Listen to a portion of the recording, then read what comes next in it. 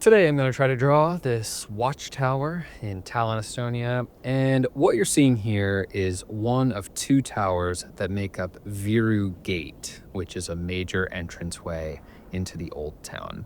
It's pretty crowded, so setting this up was a little nerve-wracking, but once I got started, it was easy to ignore. As you can see, I'm back to using the thicker pen. After all that texture from the other day, go check it out if you haven't already. It's video 54. I was eager to try something like this that mixed a similar texture with a more specific shape than just a wall. So naturally, I went with the tower, of course, but I'd argue that this one stands out among the rest that I've drawn. There's no ornate spire thingy. The windows are these blocky, glassless openings. And there's not much for me to lean on aside from a few large shapes and that texture, which is exactly what I was after. Although, now that I think about it, I guess the castle I drew last week had some similarities, but let's go ahead and shut up about that.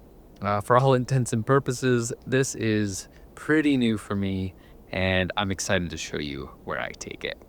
So, thanks to the thicker pen, which I'm going to be honest, you're probably going to be seeing a lot of, I could start this drawing quickly and loosely. It's kind of outrageous how smooth things feel with this, and it really comes down to how every mark or line I make has just so much more ink in it, and I can forget about the tiniest deviations and how they might affect the drawing overall.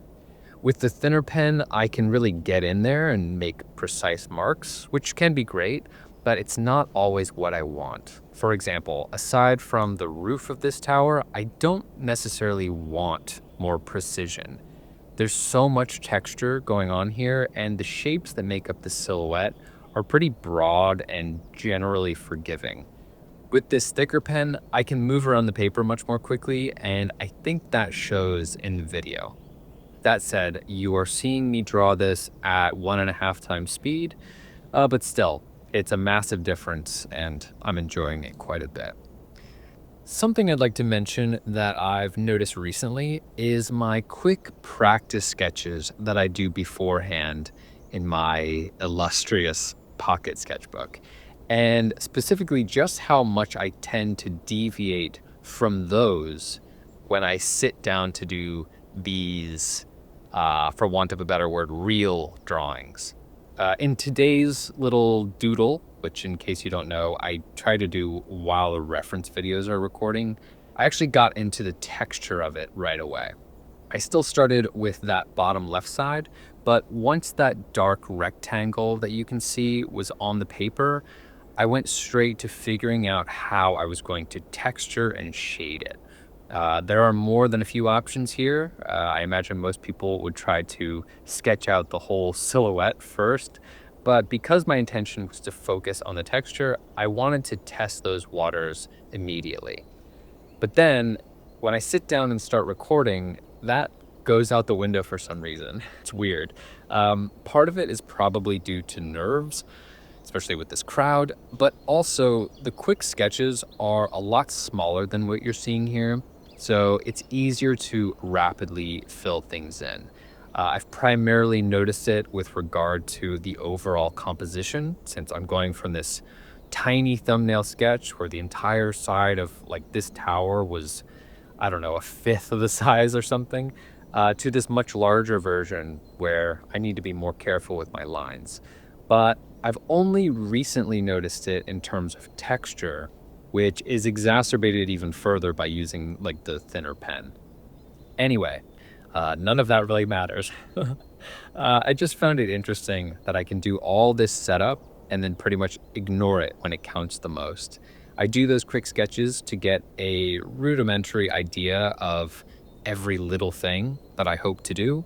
So it's not like it's in vain, but it would probably be helpful if I at least stuck to some order of operations. Oh well, whatever. So from this point in the drawing, I wouldn't blame you if you thought I was almost done. A lot of my drawings have looked like this, where the silhouette emerges. I fill in some really dark spots and dejectedly call it a day. However, I did say that I was intent on practicing some of that texture, so we still have a ways to go. This is typically the stage where I start to feel kind of disoriented by what I've drawn, unsure of how to proceed, but today it's flipped. Right now, I'm doing what I can to just set myself up for success. I don't want to forget anything crucial before starting on that texture. If I miss a window or any anomalous shapes or angles, I risk drawing over where they're supposed to be. In a sense, it's probably a good thing that I didn't start with a texture right away, or I would have had to vacillate between techniques throughout the drawing, which I do not have the multitasking prowess to accomplish. Also, did you know that multitasking doesn't actually exist? Apparently, your brain has to stop thinking about one thing before it can focus on another, and it just does it quickly enough to trick us into feeling like we're thinking about more than one thing at a time. So please, with that, stop whatever else you're doing and give me your undivided attention. I would really appreciate it. So what was I talking about? I don't know. Doesn't matter. Because away we go with the texture, and holy hell, I'm really happy with it. You'll notice that I'm including a fair bit of it, and I'm going in rather dark. This is something I think I unconsciously clocked when I drew the wall, but it really hit me today while practicing beforehand, and I'm pretty excited about it. I remember in one of my first videos, like very first, I think it was the one with the rocky obelisk thing in the water. And there were these two trees on either side, like framing the scene. I obviously didn't have a clue how to shade them in, besides with these like big, messy, scratchy lines. And I asked you about how I might go about adding texture to something like that. And then over that texture, how I would add shading or vice versa. I remember being so confused as to how that would make any sense. And finally, after all this time, it's kind of clicked for me.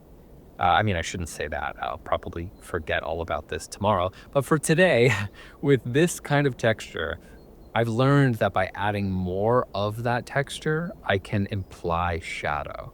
I'm sure there are countless other ways of solving for this, but I found that this worked incredibly well for me, and it honestly just gets better as I go.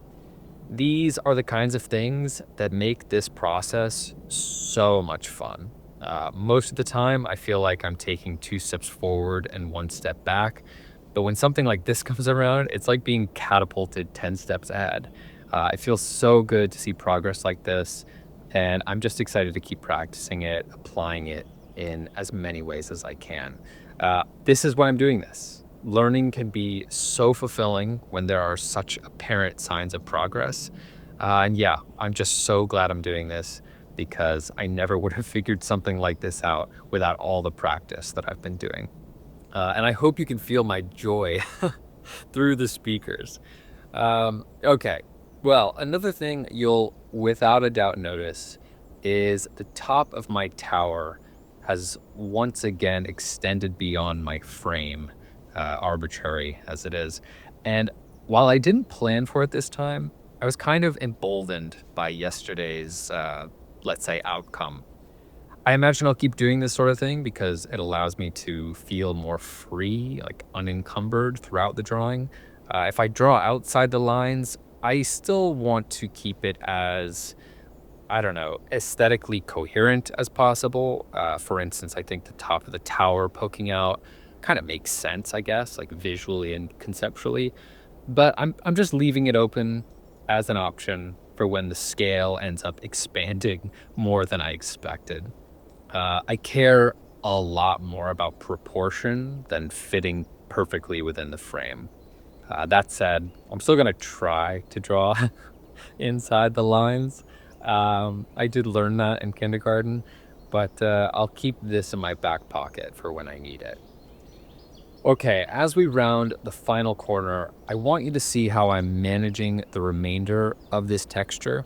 I'm making a lot of the same marks I did for the wall, and that's because while they aren't exactly the same in reality, they're so similar that if I were to try to differentiate them, I'd no doubt get lost in the process. I'm working my way through this drawing in a rougher manner than usual, as I'm sure you can see, but the result is much smoother and I think conceptually more clear. At this point, I'm trying to shut off the part of my brain that's interested in the exact shapes of the texture, focusing instead intently on value.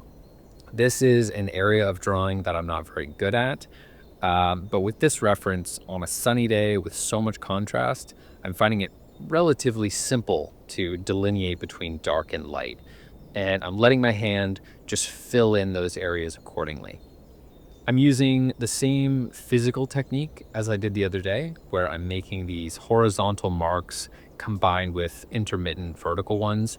I think the horizontal ones are more important because they better suggest the shape of the tower, and that's because as I go up, the horizontal lines become more and more arched, whereas the vertical lines stay the same. And that informs that cylindrical shape. However, I'm mostly on autopilot with regard to all this line work, so it's definitely possible I ignored that preference altogether. The only other thing I'd mention is the door on the left and the gate on the right. I didn't really know how to manage those, and they kind of get lost in the final product. I was really happy with the windows, specifically how dark I chose to make the interior sections, but I just couldn't find my way for these iron barriers. Looking back, I probably should have made them a lot more precise than everything else. Maybe that would have helped them stand out, but I'm not sure. I need to practice that. Maybe I'll even reuse this reference at home to get to the bottom of it. Oh, well, hey now, would you look at that? I don't hate it at all, and I actually really like it. It's stylistically independent among the rest of my drawings, and well, I think I've already communicated how excited I am. The real question is, what do you think? Do you see this as significant a step forward as I do? Let me know in the comments. I had so much fun with this drawing, and I'm really excited to see where this technique, this pen, takes me. Anyway, I really appreciate you for taking the time to watch this one, and I'll see you tomorrow. Thanks.